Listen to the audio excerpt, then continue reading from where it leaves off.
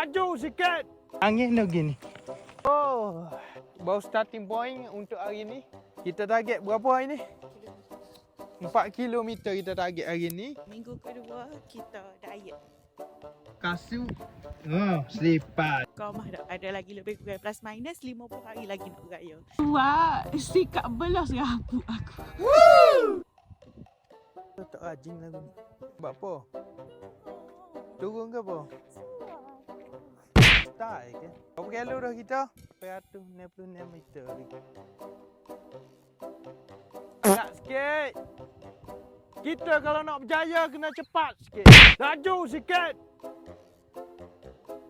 Jawab. Oh, jawab. Laju sikit. 1 kilo baru. 1 kilo nak dekat sejam dah. Saya tahu buat apa pokok diciptakan untuk gapo. Tahu ke tak? Tak tahu. Pokok diciptakan untuk menyerap karbon dioksida. Dia ada pikat lain dia.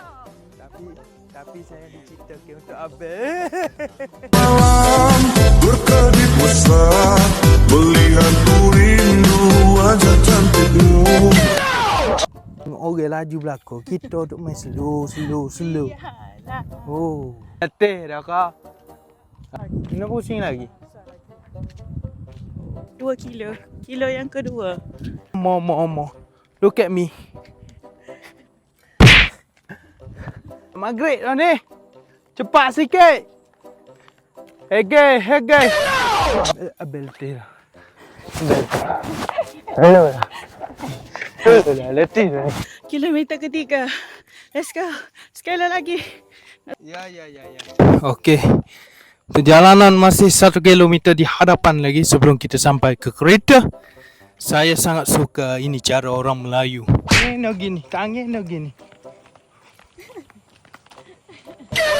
Itulah 4 km 1 jam. Sebab kena paksa dengan suami. Sebelum ni 4 km sejam setengah. Let's go home.